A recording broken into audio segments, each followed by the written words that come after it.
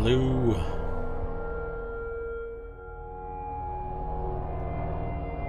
Let's get going.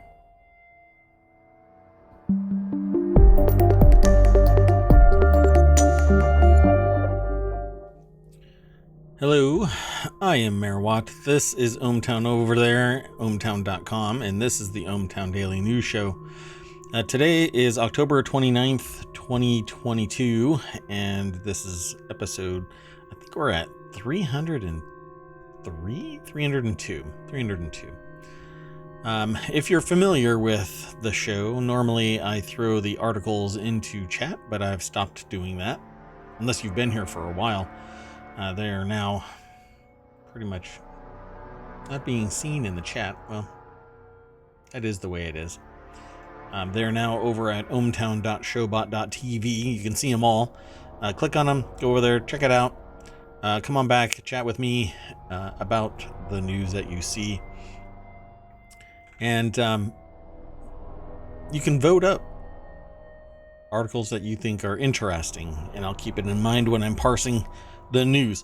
I aggregate news for me and for anybody who goes over to ohmTown.com. I'm going to be doing some really big construction here shortly.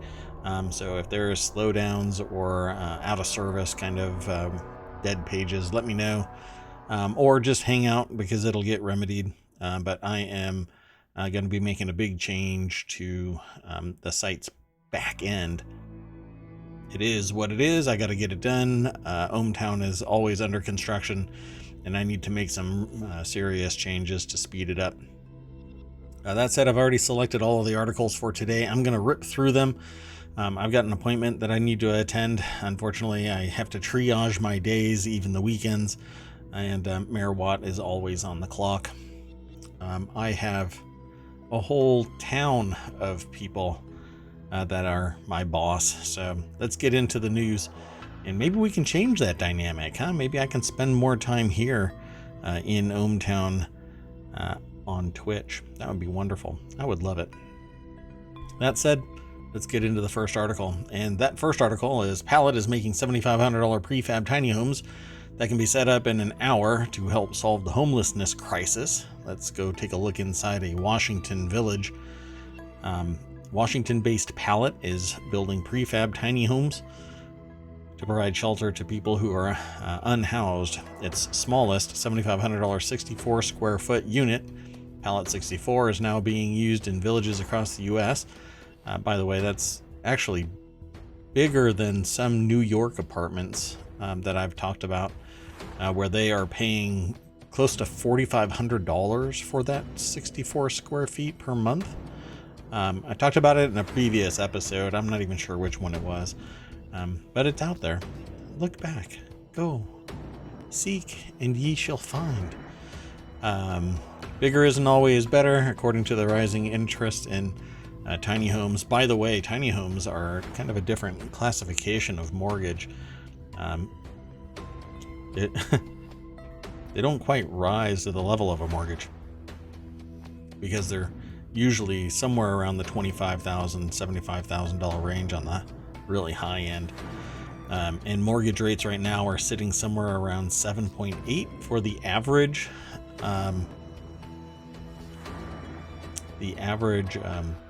Credit score here in the United States. It's different in the EU, so it's hard for me to talk about it. I'm not that familiar with the process. But it's not the same kind of credit scoring process here in the US than what's in the EU. And I really don't know about elsewhere. So if somebody is interested in that kind of thing, come and talk to me.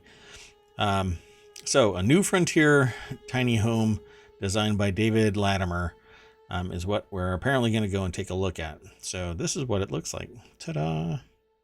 Brittany Chang is the author of this. And $7,500 gets you 64 square feet. And that's what it looks like. That's pretty neat. You know, it can be plopped anywhere.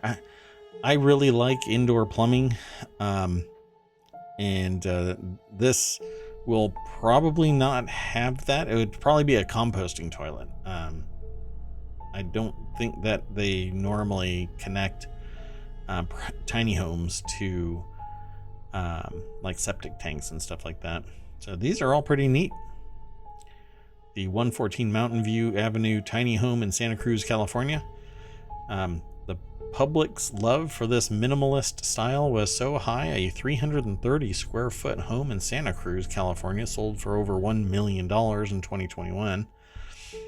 Despite what you see on social media, tiny homes aren't just reserved for the wealthy, influencers, people with large backyards, or hospitality companies. I'm not sure why anybody would think that. I don't think social media even says that. There's so many. It's such a diverse population, including me. I'm interested in a tiny home. No particular reason. I just like the idea of a tiny home. And I am neither wealthy, influencer, person with a large backyard. In fact, mine is actually pretty small, and I'm not in hospitality. But anyway, you go, Brittany. Now they're being used to house those who need it the most, people without homes. That's great. Over the last several years, tiny home villages that shelter people until they can find long-term housing have been popping up across the U.S. with the help of government funding and nonprofits.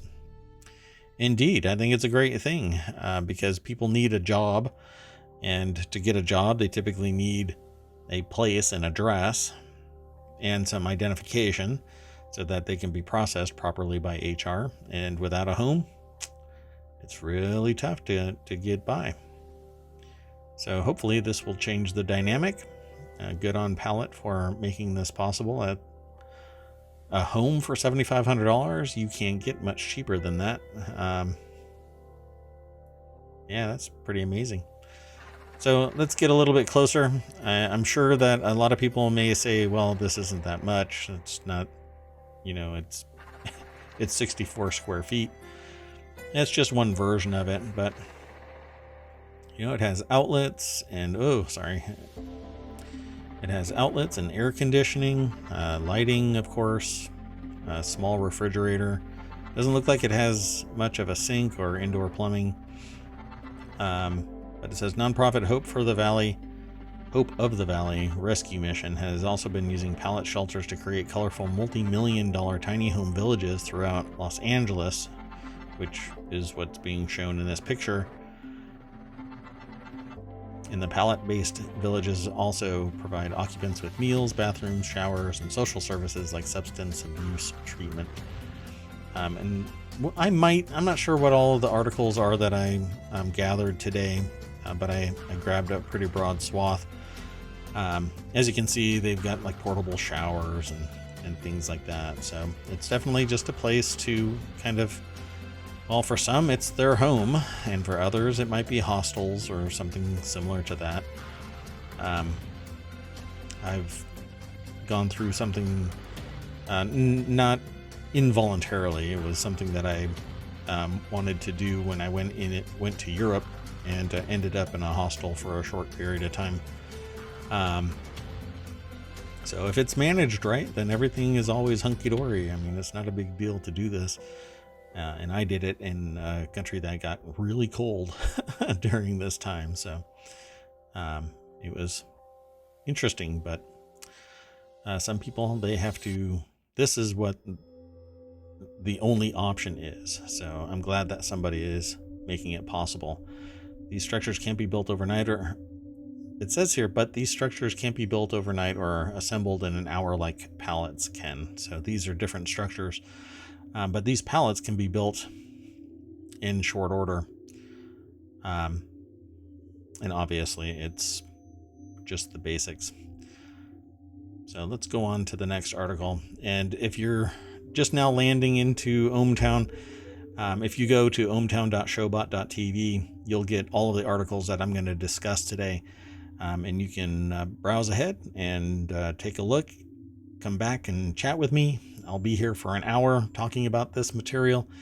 And then I bow out and let you go about your day. Happy to discuss whatever topics that you might have on your mind. Doesn't necessarily have to be the news that I'm talking about here. But I don't post the articles in the chat anymore. I used to, but now I just ask people to do !showbot, and that'll give you a URL, which is ohmTown.showbot.tv, and then you can go over to that and take a look and vote up articles that you find interesting.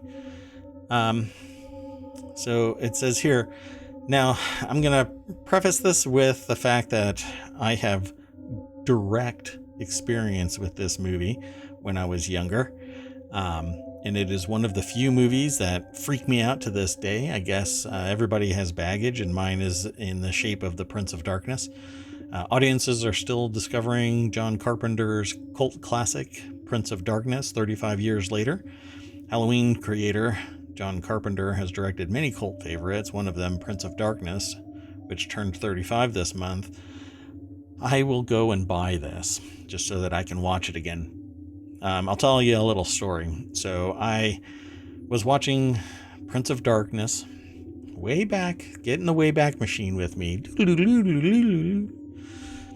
And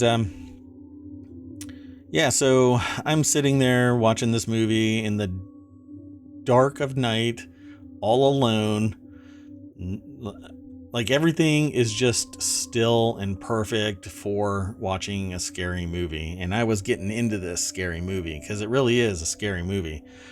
And right at the peak, where something's about to happen, I decided that I was going to close the door that was right next to where the TV was positioned, on the mantle of a fireplace. And there was a door just to my left of it. So I decided that I was going to go and close this door, and the air pressure changed and slammed that door shut.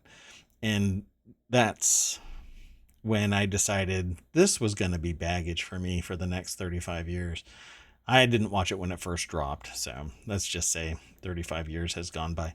At any rate, scary movie to me, probably still scary. Exorcist level, kind of. Some people might giggle at Exorcist, but when you watched it when you're young, it scared you. So this article is by Mike Kalia, I guess his last name is. It might be Salia, I'm not sure. Over at CNBC. When it was aggregated, it got aggregated into my Hatch Ideas channel, which is about business. Probably because it came from CNBC, and my aggregator saw that and said, let's throw it in CNBC. Anyway, shock rocker Alice Cooper also weighed in on the indelible dialogue-free turn as a murderous street person who's under the influence of Satan. Yeah, it was a pretty scary movie.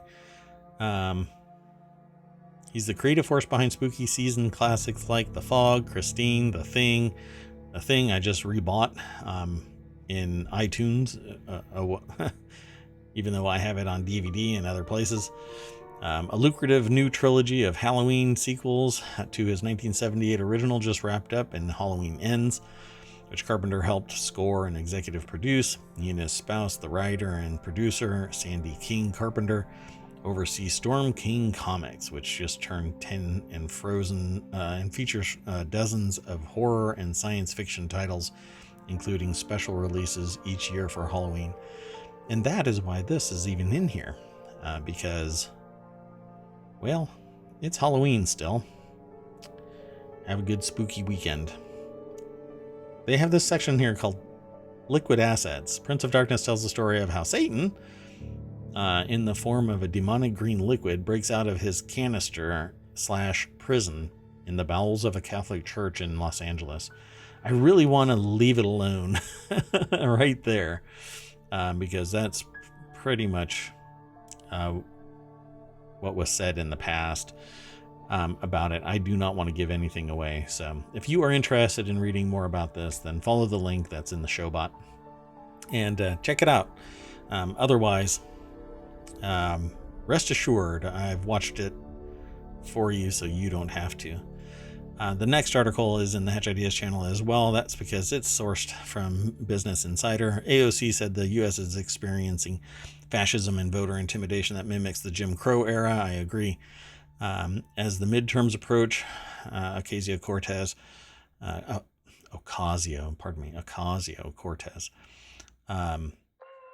said Americans must strongly defend democracy in the U.S. Federal officials warned that threats of violence may rise due to perceptions of election-related fraud, which has never been proven. Court after court after court has shown that there isn't any fraud. It's all in sociopaths' heads, who apparently don't like whatever is going on, and they think that by ushering in fascism with a rah-rah, they're going to get a bite at the apple. When, look around, folks, you're not getting filthy rich like the people that are controlling government. What you're watching happen is a theocratic fascist plutocracy forming. But Katie Belovic over at Business Insider wrote this article, and it has AOC splashed on the picture of the article. And yeah, so you look around and you're going to find people that are armed to the teeth, covering up their license plate and their face, but recording all of the people who are coming and voting. And while apparently you can carry a gun around and have no problems with that, you're not allowed to show your face while you're recording everybody else who's operating in good faith. I don't know, a little bit of scumbaggery there. And out in public, there is no privacy, right? Unless you're sitting in a bathroom in your own home and you're alone, there is no presumption of privacy. You can have a conversation out in the middle of nowhere. People can overhear it. Some states you can even record it. I can take your picture all day long. I just can't sell it or make money or utilize it in some way that makes me a rights holder to your identity. And a plethora of other things. I mean, there's so many other things. But apparently, these people believe that it's okay to record people and to show up. And don't try to pretend that showing up with guns isn't something remotely threatening. Because if somebody else shows up without guns, it's not like the person with the gun is feeling threatened. Anyway, it's an environment of fascism. Except that a lot of people have it wrong-headed. A lot of people have it wrong-headed. And I would probably guess that they are sociopaths.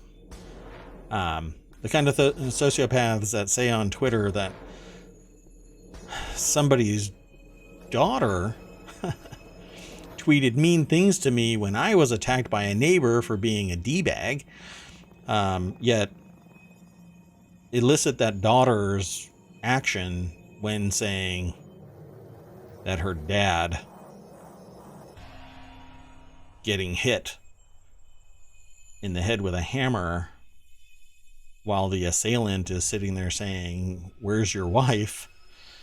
Yeah, it equals the same thing, apparently. Rand Paul, you sociopath. Yet another.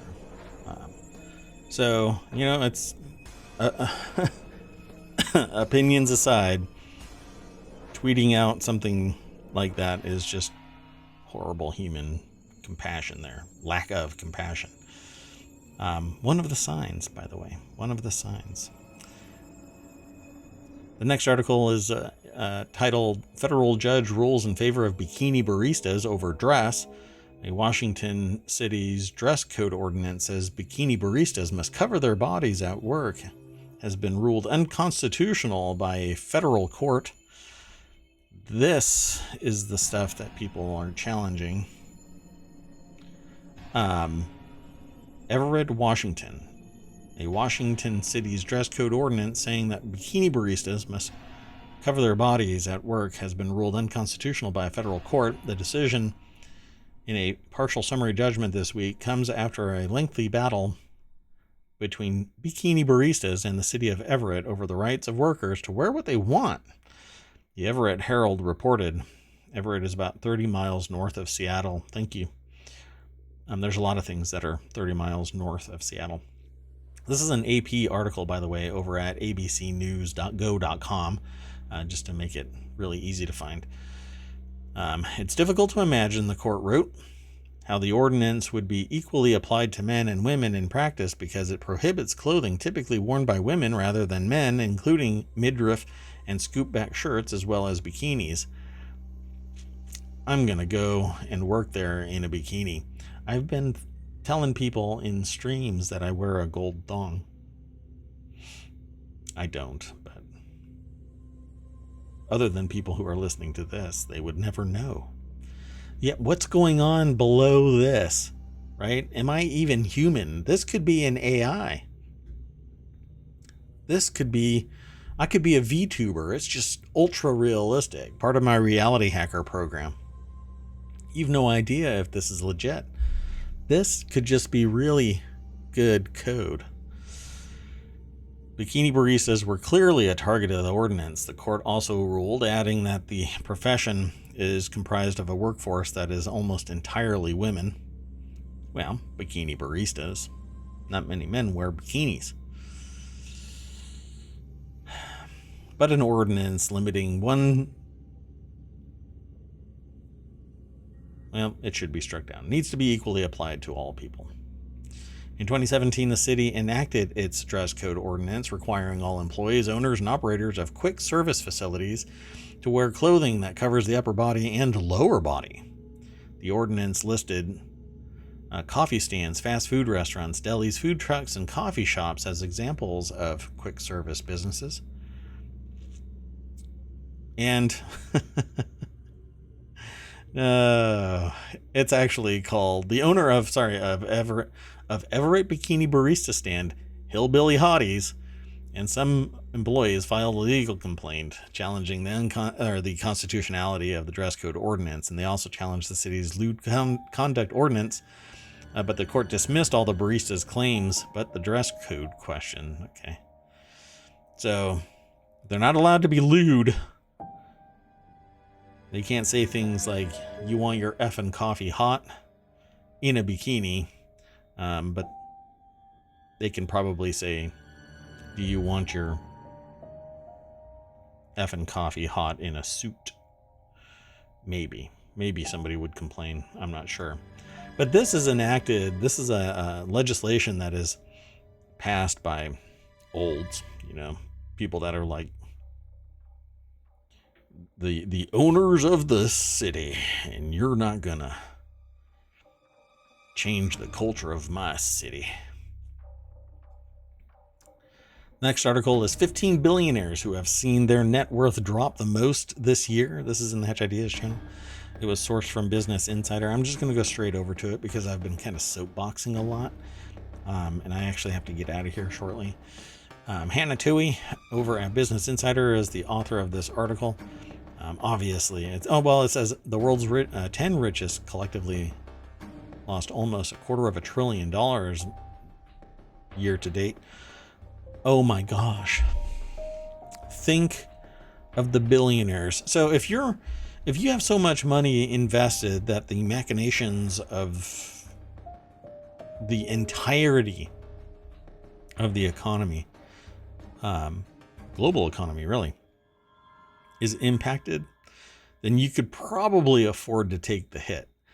But if you have some money stashed away somewhere in a fund, and it's so risky that it is being decimated by the economic machinations to date, come and talk to me about it. Like, I'm really curious who did the investment, where it was invested. But I really doubt that you're losing as much, but also I'm compassionate enough to understand that losing even an approximate amount of money when you don't have a ton of it, it hurts. It does.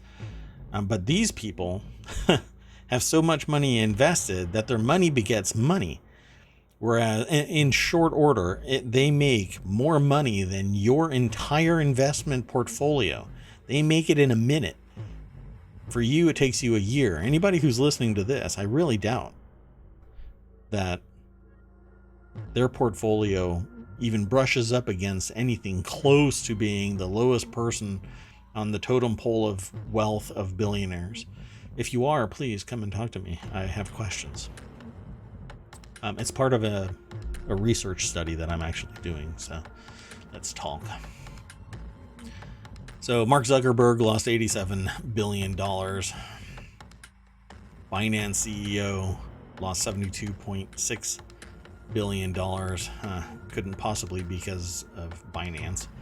Tesla, here showing everybody where his receding hairline used to be, $66.4 billion. I don't know. I don't remember him having it. I don't know what he had for a hairline, but anyway. Here, I'll rephrase. This is Elon saying where his receding hairline will end up, or, oh my God, somebody else is pregnant. Oh my God, I really did buy. I really did buy Twitter. What else? I don't know. Oh, no, there's so many things. I'm sorry, and I'm supposed to be fighting vitriolic discussion, but I'm trying to be funny at the same time. Amazon founder Jeff Bezos, $65.7 billion, but Amazon is selling so much in terms of Chinese goods now, you can't even filter out anything higher quality, even if it is Chinese made and high quality. It's really tough to find out the authentic manufacturer. I would love to verify who the manufacturer is, like the actual producer of the item, because I've got at least, well, I've got more than one, but I've got a product right there that says that it is one thing, but it does not have the controls in place that the manufacturer says should be there. And for the podcast people who are listening to this via podcast, if they are, I don't know. It seemed to slow down. I'm not sure why. Anyway, I'm pointing at a USB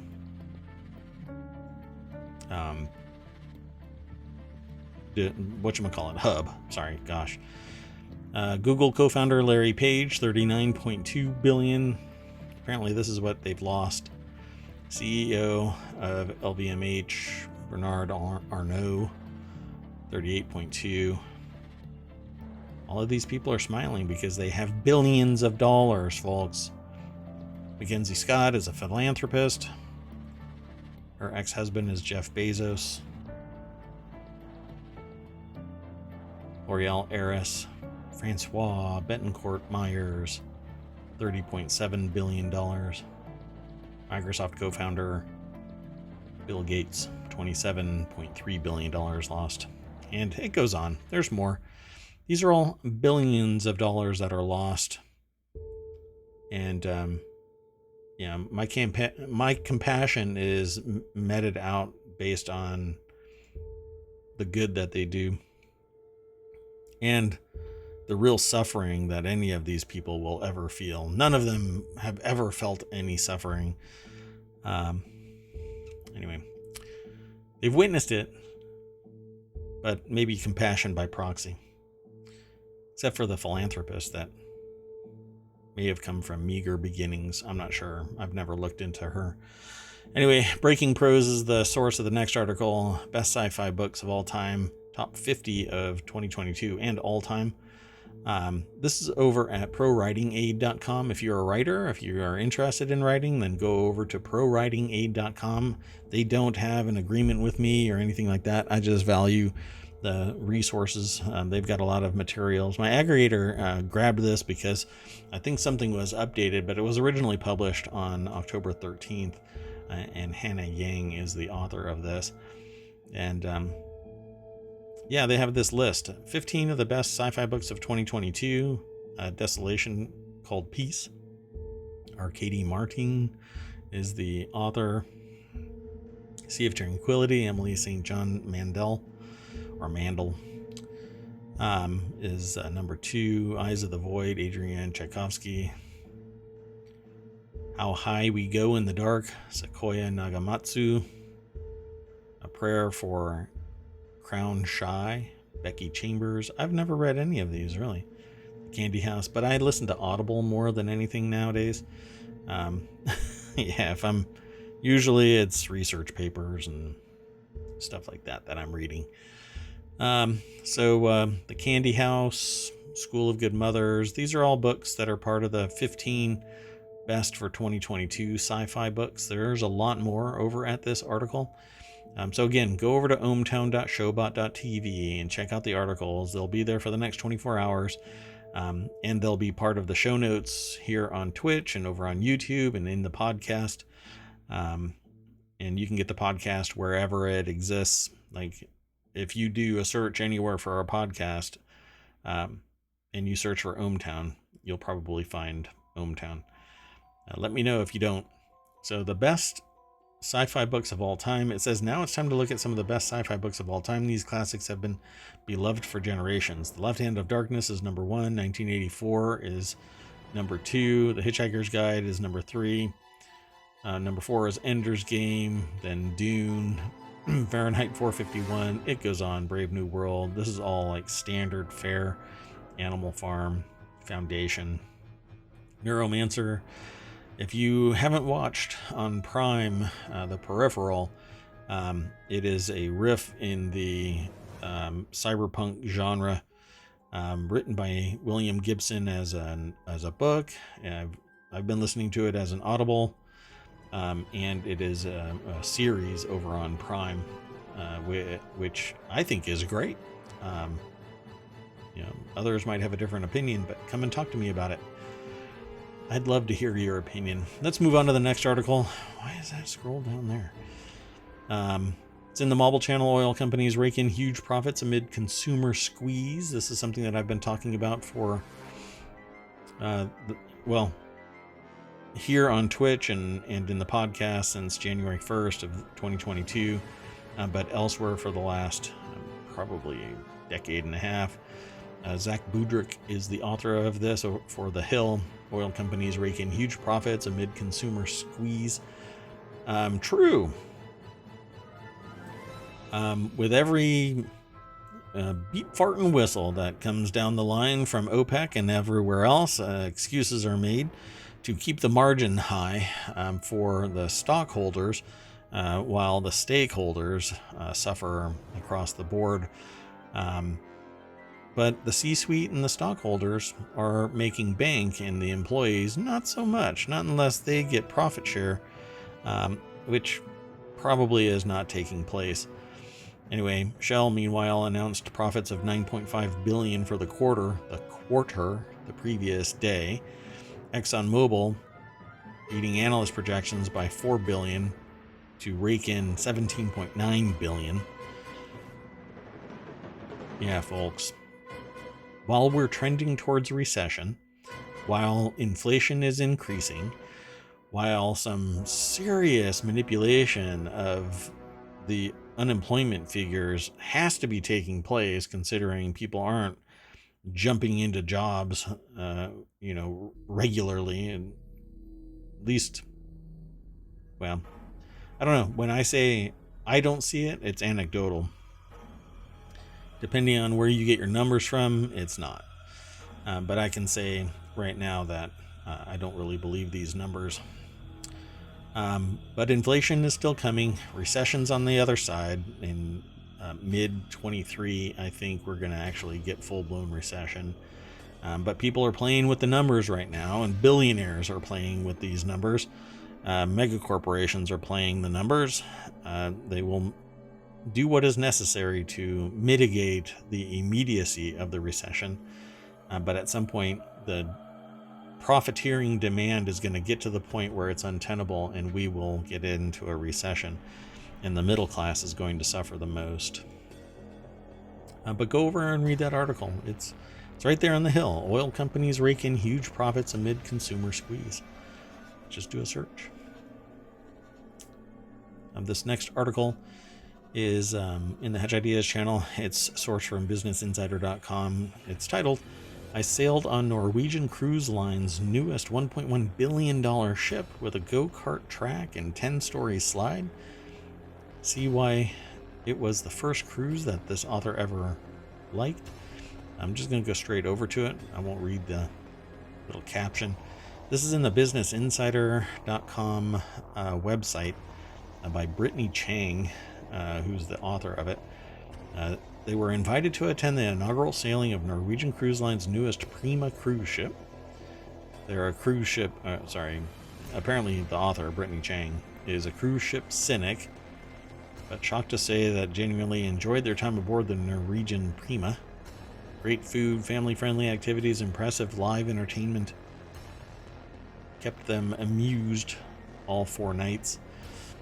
$1.1 billion for this cruise ship. Let's see how fast it's forced to sit out at sea because it's got COVID running rampant through it. During his round trip 4-night inaugural sailing from New York City to Halifax, Nova Scotia in early October. Despite being a cruise cynic, they liked it. Got a wave water slide. All right. Let's see here. Wow, it looks like a mall inside. It's quite fascinating. The idea of being seasick, bored, and stuck on a cruise ship for several days is far from appealing, and they've been fairly public about it. That's why they're a cruise ship cynic. In December 2021, they announced cruise lifestyle was not for them after they were invited to attend a 2-night naming ceremony of Celebrity Cruises' then new Celebrity Apex, which is built to target an older demographic. I don't know how I'd feel about that. So they got gambling on board. They got this huge slide. Multi-generational travelers and families. And it's interesting. It's got a go-kart track inside the ship. Quite fascinating. There were still sections of the cruise ship dedicated to travelers of specific ages. So, like a little food truck kind of a thing set inside the ship itself. Pretty neat. You know, I mean, it's great. It's basically, if you are a writer, this would be a great kind of foundational source material for creating a world built around ships that are sailing around the world. The premise for it is something else. It's up to you. I won't give you any more ideas. I get paid for that kind of stuff. Come on.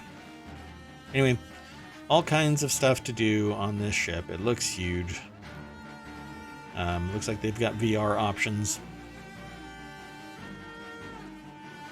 Racing games, all kinds of stuff. A huge arcade, physical arcade. Not just a tiny little arcade either. Pretty neat. Okay, so there's a whole lot more over at this article. I cannot go through it all. The next article is in the Smack Talk channel. It's sourced from appleinsider.com. The best HomeKit motion sensors to add to a smart home. I am interested in a smart home, so I like having things like motion sensors and speakers, HomeKit, security systems, etc., etc. And not everything is hooked into the same thing. Maybe that's giving away too much, but Charles Martin is the author of this article over at Apple Insider, and has a list of some interesting things to go and purchase. By the way, there's it's new to me, a newer Apple TV 4K that is thinner and more powerful than the previous generation. That's kind of like the no shit news, but I haven't upgraded mine for a while, and I found out about it because I probably had heard about it and then just like let it walk away and stop paying attention. But there was an article where it said that the newer version of the Apple 4K was on sale, and it was the older one was on sale for $99. Not bad. Well, now apparently it's $149. Anyway, you should get Philips Hue bulbs and motion sensors and things like that. That's what I've been using. There's an Eve motion sensor as well.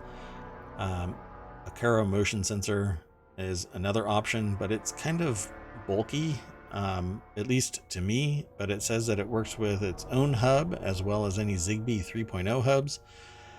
And then the Onvis smart home motion sensor, and that's another one that looks bigger than the Hue sensor. And the Hue sensor can be put anywhere, has a little magnetic mount. Depending on the manufacturer, that mount changes, of course. And the prices range from like $25 on up to $50. It's really up to you to decide what your budget is. And then there's the UFI security motion sensor. I don't think I've ever heard anybody pronounce the word for the manufacturer, but it's a security motion sensor. Requires a home base hub to work, but does support HomeKit like all of these do. And apparently a lithium-ion battery will last for 2 years of typical use and offers a 100-degree detection field up to 30 feet. And the sensor features a sensitivity dial that can be turned up or down to detect adults, but ignore smaller beings like children or pets if desired, according to the author. And the Fibro USA FGBHMS-001 motion sensor. I'm not sure why the actual model was included in this, but I guess it says it's a multi-sensor, and it looks like it's a blue Eye of Sauron. It's $50. Offers motion, light intensity, temperature sensing, and even a built-in accelerometer to prevent tampering. Note the H in the model number, since an identical model is sold with a similar model number, but not HomeKit compatible. So that's why they have the FGBHMS-001. Yeah, it's like a blue-eyed Eye of Sauron. That's kind of creepy. Man, I am just knocking out any potential sponsors. Okay, well that's it for today. We're looking at a somewhat shorter show. But this has been the ohmTown Daily News Show for October 29th, 2022. Again, I am Mayor Watt.